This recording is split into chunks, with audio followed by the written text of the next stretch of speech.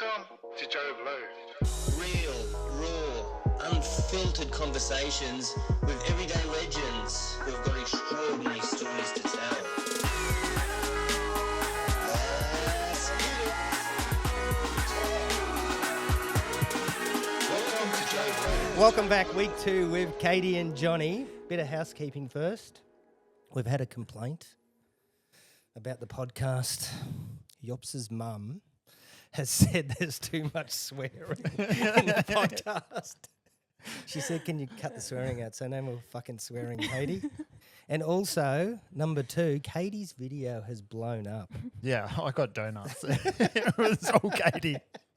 It's like 4,000 views and so many comments. Oh. How was your dating profile? Did that pick up as well? Nah, it's still donuts. Still donuts. Yeah. How was this week in terms of going back to our little battery analogy? Johnny, you was 60%, but that was for life in general and about to jump off the bridge. And Katie, you were 80% and just missing out on sex. Where are you guys in your battery? Just well, that's what she said. She said 80% good and 20% was what's missing, and you said I didn't want to mention it. Was Your words, not mine. okay. What was missing? The 20% then? I said family and the love Romance. life. Yeah, and romance. Yeah, which I is, didn't necessarily say sex was missing. you just want romance. Yeah. Okay, hold hands. So if we talk about the battery just for this last week, where is it sitting? Just for the week gone. My battery's probably dropped a wee bit, probably just a few percent. I introduced caffeine back into my life in the last week or late last week, and then I got migraines, so I haven't been feeling 100% health-wise, which has sort of dropped me back battery-wise. My training and everything's still been fine. Everything's been perfect. I've just been not feeling 100%. So nothing too exciting. So why the caffeine? What was the switch? Who doesn't enjoy coffee? No, Really why enjoy did you go coffee. off it then, I guess is the question. Performance reasons. So a year ago when I was competing in CrossFit, I decided I wanted to use caffeine to improve my performance when I compete. So I went off caffeine and I just use it when I compete, like before competitions, before qualifiers and everything like that. And it's an amazing tool. I love using it when I compete because it just gives me such a boost. And then in the last week, I started to enjoy having a can of OxyShred or a cup of coffee with friends. And What's OxyShred? Sorry, It's should I like know it's like this? a Red Bull, yeah, but it's got a lot of illegal substance For CrossFitters. No. nah, What? nah, yeah. It's just like, It's a CrossFitters one. It's hardcore. Okay. It's like you put the vein in, then comes out of the can and goes straight in. but yeah. So Yeah, okay. battery's pretty much the same, just a wee bit lower, just because I'd had migraines and that's about it. So nothing too exciting to report on that side of things, unfortunately. No, I think that's good. That's interesting. 1 week I'll walk in here and tell you that I've had sex and my life is really I'm exciting. 105%. I went all night. Can we just set the scene here? Because there's a lot of heavy breathing. That it's now 6:30 in the morning. Katie and I have just come straight from the training sessions. I don't know what your problem is. You're the one doing all the heavy breathing. It's very creepy. This podcast's about you guys, Yeah, not okay. me. Jonathan, your battery this week. I feel like my battery's been a bit of a yo-yo. Actually, it's gone from like 60 down to don't mind Katie. Is he making you sweat? Oh, Jonathan. I've gone from 60. I've had a couple of good nights sleep. Our kids or our youngest kid is still just not sleeping, so that's an issue every night. But I've had a few nights sleep, which has boosted me up to 80. I've actually smiled coming into the gym once or twice this week. But then I'll have like a 40% day. I do really this week. So training's been really good. I feel like haven't gone too far into the red each day, which is a good metric for me. Not really like I really try and emphasize consistency with my training, and I don't feel like I've had to really go too deep every day, which is nice. But I have found myself this week at work being a little bit on the edge, a little bit short with people. and that's when I know that, like I'm either getting a little bit fatigued or just something's out of whack. So I have been doing that a little bit more this week. So it's just something I'm conscious of. It's a great segue to my next question. Oh shit. I don't know how this is going to go down, so don't. I told someone about this, and they said Katie's going to hate this question. Can I put it out there that this is a hobby for you guys? Are you okay with that? Yeah. Are you happy 100%. that I'm saying it's a hobby? Yeah, for sure. Do you, because it's just leading on from that question, do you think that you guys take this far too serious? And do you think it's affecting your life outside of here in terms of family, business, your work, friends, not having a boyfriend for 28 years? And do you guys think that that's an issue, or do you think it's more to do with your sort of addictive personalities? I'll have a crack at this one first time because it's probably been something I've suffered with for my whole life. To answer your question, yes, absolutely. I think it definitely challenges relationships, friendships, work relationships, those sort of things. But it also gives you purpose. It gives you a reason outside of the monotony or outside of the usual to wake up every day and to push yourself. And I think there's also an ego element to it as well. I think ego is far different to arrogance, where it's something that you're proud of within yourself, that's independent of other things or others. Like, it is a very selfish pursuit, but I also think that's positive in itself.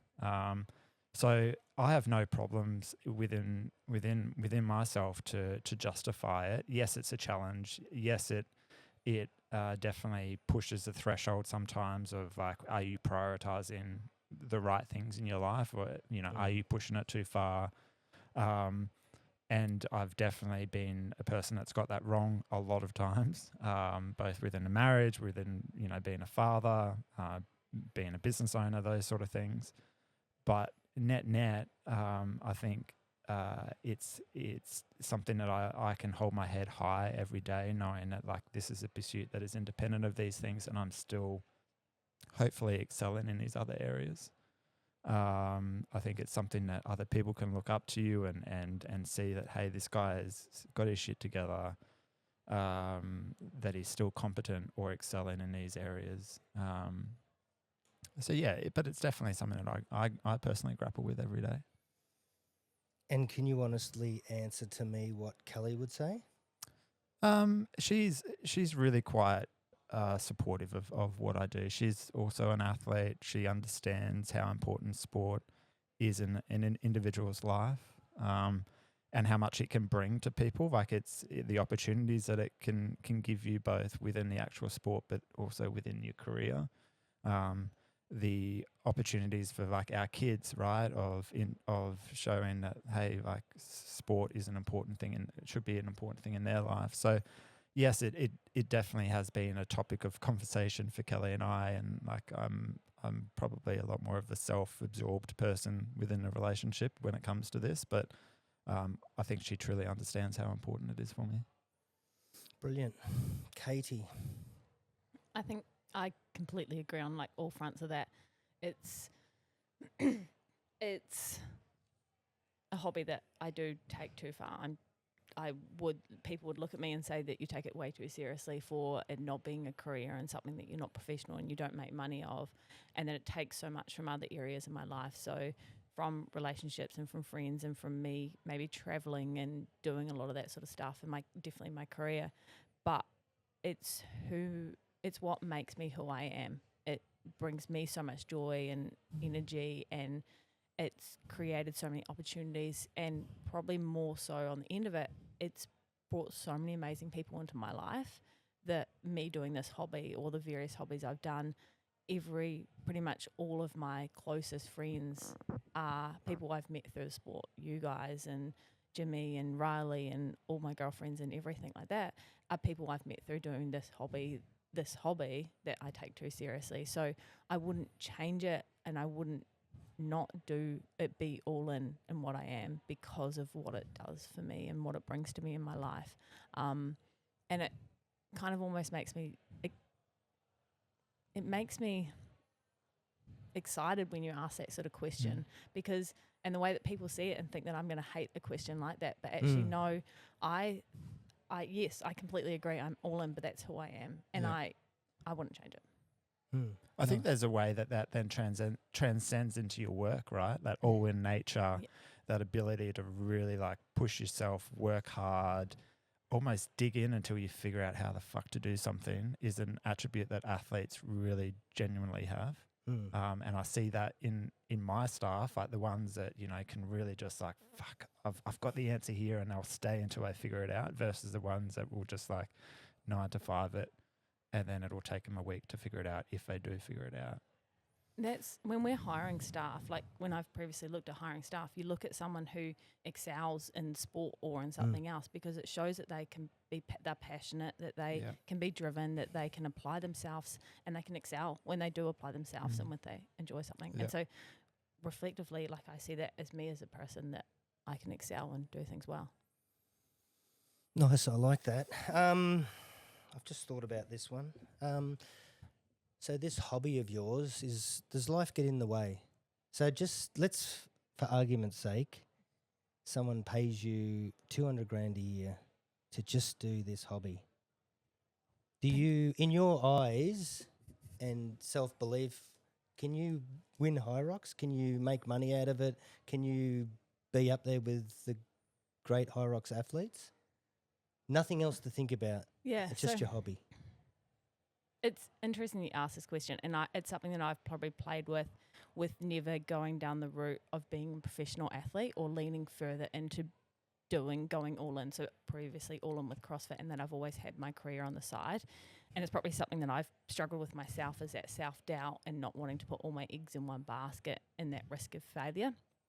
But I think, yes, I'd love to say yes, that if someone paid me $200,000 or whatever and was just like, go all in on High Rocks in the sport, I 100% believe that I could win it and do great things with it.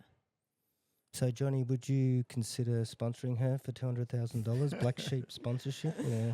Well, I spoke a bit about this on our podcast this week, so I don't want to sound like a broken record, but I would challenge the both of us as to whether the $200,000 would actually be the best for us, whether that would create the excuse in itself, right? It is a bit of a bankroll.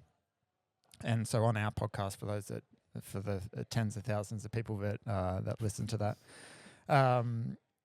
I spoke about my own personal experience of being a pro athlete where I always had something to fall back on. I always had this excuse in the back of my mind that, you know, I was busy. I had this career outside of it that if it doesn't really work out for me, then I've got this thing to pick me up. And maybe the kind of the retainer of $200,000 is kind of lets you ultimately do as much as you want without having, you know, necessarily that excuse. But maybe it is in itself the excuse of like, oh, I'll be right, I don't have to earn this prize money, or I don't have to get this sponsor, or I don't have to really just see myself as a true professional athlete. Maybe it does, maybe it doesn't. But in my experience, you know, I never allowed myself to get to that level where it was make or break. So to answer your question that I think you posed to Katie, do I think I can make it? Look, I'm getting old. I'm 37, turning 38. I'm a tiny runner trying to compete against, you know, 80 kilogram male mountains, but I think I could give it a crack. I don't think I would. I really don't know, but I don't think I could actually get close to the top. But I reckon I could give it a crack and be competitive. Bit more self-doubt there. Yeah, for sure. But that's also me being realistic, and like I'm not a spring chicken, so Katie is. Nice. Going back to training, this is me being selfish, because when you guys are there and you're hurting and you're in that so-called pain cave, where do both of you go and what do you do to get through that pain? Is it music? Is it thinking about the race? Is it, I want to look hot in front of the mirror for my Tinder photo. There are a few photos on Katie's profile where she does do that. Thirst traps, we call them. Okay, I've got to start doing those. 6-pack, in the same sort of outfit. Can you teach me how to pose? Yeah, it's that leg, one leg forward apparently, and it's like, see that? And then she does that, Yeah, you've absolutely nailed that. and still single. Clearly, it's not working, so you don't want to copy it. I think it's intimidating. Oh, Yeah, a lot of men don't like women that are like you, that's powerful and go-getters and hot and fit and so my muscles are too big. That's what it's you're everything. saying. It's the whole package. Oh. Men want sort of women that are like, la, la, la, la.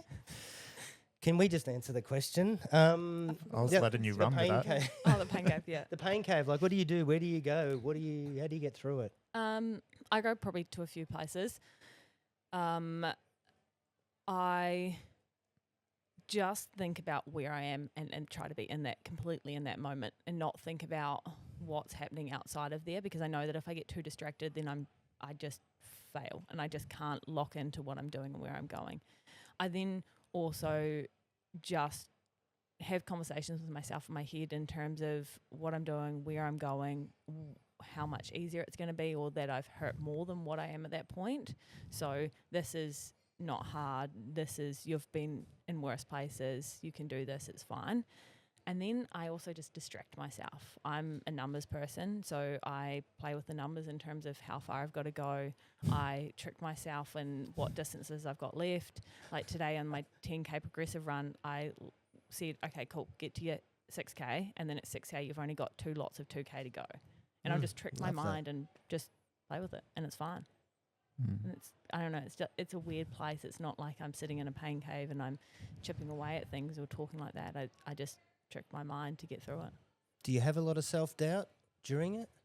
Do you ever feel like I'm done? I used to. I used to have a lot more self-doubt, and now, like, today's run's probably an awesome example of that, so it was a 10K progressive run, started really slow and it got faster. And so when you get 5K in, that's when it sort of starts to hurt. And I know that the last 2 times I've done it, I've quit. I stopped halfway through. I think I got to 8K the first time and I got to 6K the second time I did it, and I just couldn't finish it. And it was because I didn't believe that I could hold the paces that I was set to run at. Like, it was finishing at a 3:58 pace, which is fast for me. That's me near sprinting, and I didn't have that belief that I could finish it. Whereas today I went into it knowing that I'd put in the hard work, and I probably kept repeating that to myself. You've done the yards, you can do this. And I believed that I could do it, that when I got tired, when I got to that 6 or 8K mark, I had the belief that I could do it, and kept talking to myself, you've got this, you're fine, just keep doing another K, get to the next K, you're fine, just keep going. Love it. Jonathan? Yeah, that was an awesome answer. Very Very similar. We can just stop there. Yeah, you don't need me on this one. I try and, it's very similar to Katie, I try and redefine the pain. So again, spoke about it a little bit last week with smiling when it gets hard, and that's a quick trigger. So if you see me doing this weird grimace / smile, that's me trying to redefine it. I also do this thing where I imagine myself feeling the way that I do a lot further on in the race. So say if it's in a running race, I'll typically it'll get to 4 or 5K in a 10K race where it's starting to really get hard. And I'll imagine myself, imagine if I feel this way at 9K. And again, it's all about redefining that pain, but it's like, okay, I don't have 5 or 6K to go. I've got 1K to go. And so that does a couple of things for me where it acknowledges that, hey, this sucks, right? But it also goes, okay, what do I do to get through this next 6K? Like, okay, maybe it's a little bit of backing it off, or it's shortening my stride, or it's leaning forward just to become a little bit more economical. It's maybe looking at focusing my energy on the person in front. So it's just like all about my focus for the next 3, 4, 5K is just to find a way to get through it, because I feel like if I've only got 1K to go, feeling the way that I can do, I can smash it. I can start building that pace back up. So I guess it's just about shifting my mind out of now to in the future. It's just changing my circumstance up a little bit. So I don't know if that makes any sense, but it's that's just one way that I've found that works for me. Again, it's in a running context. It's not so much in a high rocks context, and I've only done one real high rocks up until now. So, but smiling and just thinking about the future is something that works for me quite a lot. We've got to wrap up, but just on both of those answers, I'm curious, both of those techniques, did you pick that from somewhere else, or did this sort of develop over time? For me, it's like I've done a lot of running races in my life, and I've been in a lot of circumstances where I've screwed up races just by letting pain overwhelm me, or just, as Katie said, like in her progression run, just letting the current just totally overwhelm me.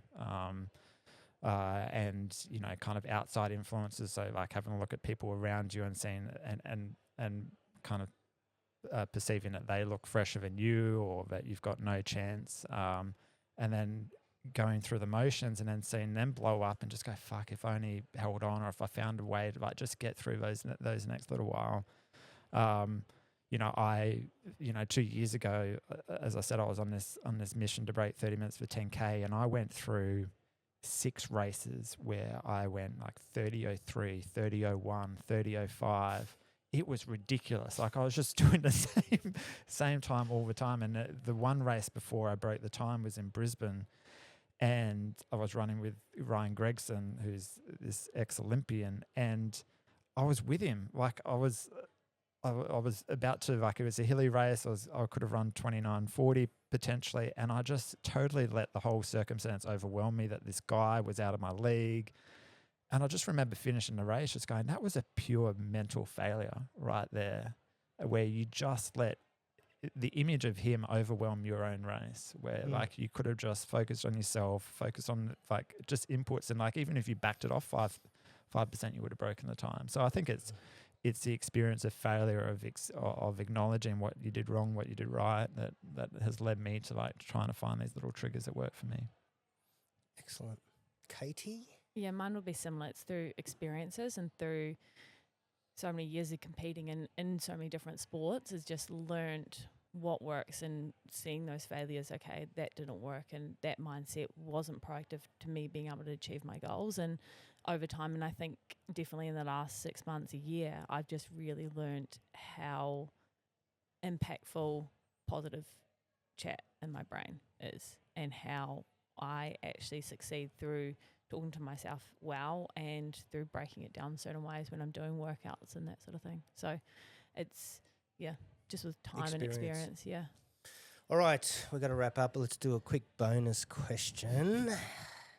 This 5-minute update each week is... I know, but you guys are so interesting, and I love talking to you, and the people love you.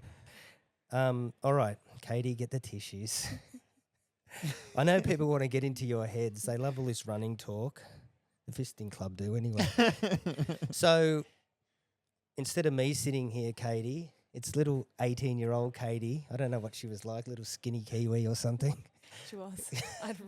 I was tiny. My thighs, What do you my mean legs was? are probably as skinny as what my arms are. Like when I was Johnny, you were. Yeah, like I was... Like a little Johnny.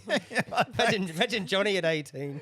So little Katie's sitting here. She's 18, and you get a chance to talk to her. Not about training, or it can be about training, about anything really. What advice do you give her? Like, what do you tell her that's going to help her, that because you've gained all this experience in life? Like, what do you tell little Katie at 18 that looks like Johnny?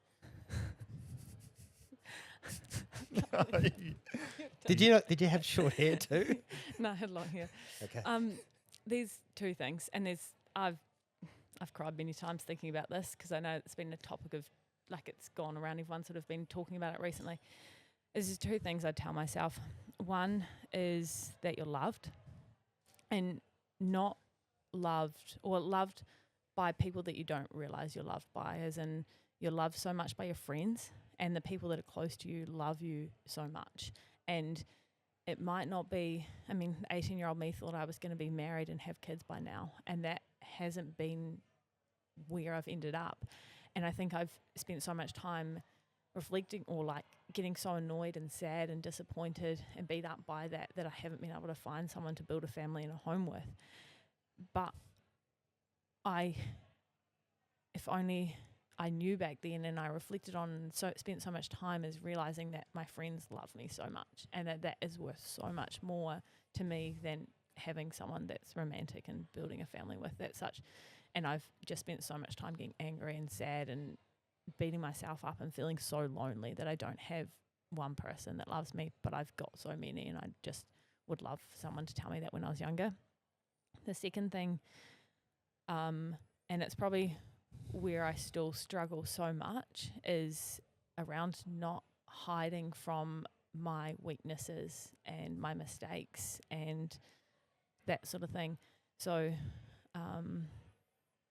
I've never been proud of myself, and I've never been someone that would cheer about what I've done right and when I've had successes and things like that, but rather I've just tried to hide in the shadows, and that I'd want my 18-year-old self to be proud of who I am and what I'm achieving and what I'm doing and that I'm a hard worker and that I'm striving towards these goals, because I am a success and I should be proud of what I'm doing and where I'm going, but I've just always hidden from it, which is why now I'm wanting to be proud of what I'm doing and where I'm going and the success I'm having.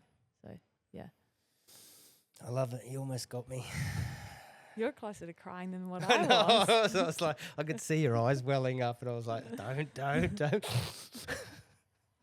I Wow. have the tissues? Jonathan? I don't know how I back that up. 18-year-old Jonathan sitting here now, all the things that you've been through, marriage, Yeah. business, triathlon, running. Yeah, I would say back yourself. Don't think about what could go wrong. Think about what could go right. And we've spoken a lot about self-doubt, but in essence, it's really reframing that question in your head of being prepared to take the risk. But is it actually a risk? Is it just a risk in your own mind that's overwhelming, the potential upside, the potential positives? And I think that's touched on my life in so many ways. At times I've done it well. At times I've done it poorly. But in essence, I am still young, 37. My 18-year-old self, Jesus, there are so many lives to be lived from that age. So many things you don't know. So many experiences that you're going to have, both good and bad. That it's almost embracing that if shit goes wrong, right? But if you back yourself and you think of the upside, then there's so much you're going to learn from it. I think when, at times I've been crippled by anxiety, both for reasons and both, for totally unjustified reasons. And it's when you're crippled by anxiety and you don't back yourself or you don't choose to do something, that's almost like this vortex of pain that you just go through, because you've not only missed out on an opportunity, but you're not only like you're going through this anxiety, but you've missed out on this opportunity. So you don't learn from it. You're just in this cesspit, right? But if you try and do something, if you give it a crack, even if you fail, you learn so much from it. And I know even just by saying all that, that's given me a big discredit, because I've obviously done, I've started my own business. I've done a lot of sport. And I think, relatively speaking, I've probably given a lot of things a crack, but, what drives me mental, what keeps me up at night, what, ultimately, is probably my biggest critique of myself is just fuck man, just back yourself. We've got time for one more. And Oh. just one. It's not a question. It is. But they've only got one word. Are the sponsors okay, Yups?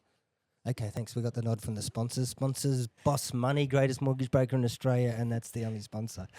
And Johnny, can we have another?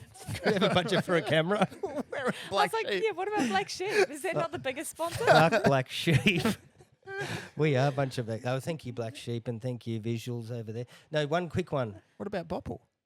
Bopple, yeah, Bopple. No, We need to get Bopple on yeah, board. okay, yeah, we do. Stop wasting my time. This is about me. No, quickly, you've only got one word. When you were 18, what did you want to be? No big stories, just career. What did you want to do? I want to be a physio. There you Oh, go. why would you do that? That's a Johnny's a stupid physio decision. and he hated it. He liked touching But people. and then I became an accountant. Then I wanted to be an accountant. Wow. A nerd. From physio to accountant. Yeah. Numbers are easy. Yeah, I agree. And they make sense. They don't lie. That's it. they- There's a formula and there's one answer. Sometimes it makes sense. Unless you sprinkle some magic dust. Yeah, a bit of massaging. Mm. Oh, sorry. Jonathan, What was your question? what did you... I wasn't listening. I know. What did you want to do at 18? I wanted to be a physio for my whole life. This is just Um, boring. And yeah, I know. So I wanted to be it since I was like 12 years old, and then I chose every sports subject at school. Did sports science as my undergrad, then did physio, then did doctor of physio, and then 9 months into being a physio, I fucking hated it. And I was like, I can't believe I've wanted to do this for my whole life. So that was my story. From 12, wrong. 12 years old, you just wanted to touch people. Mm, Okay. like you.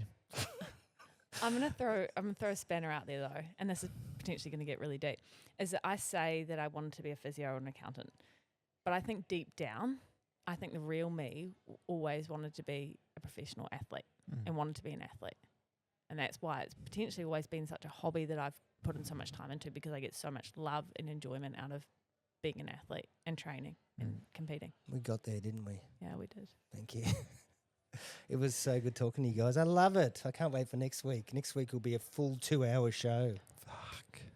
So how many weeks? How many weeks? we 8 got? weeks to go. 8 weeks? Yobs? No. 8 weeks. Yeah. No. That's like 8 hours. I feel like we're going down 2 weeks each week. No, we Last week just- it was 10 weeks, I think. Yeah, last week was 10. This is 9, so next week will be 8. I know that I'm. Do you know your numbers? That we're on a 12-week program, and I think this is the first week. Unfiltered conversations with everyday legends who've got extraordinary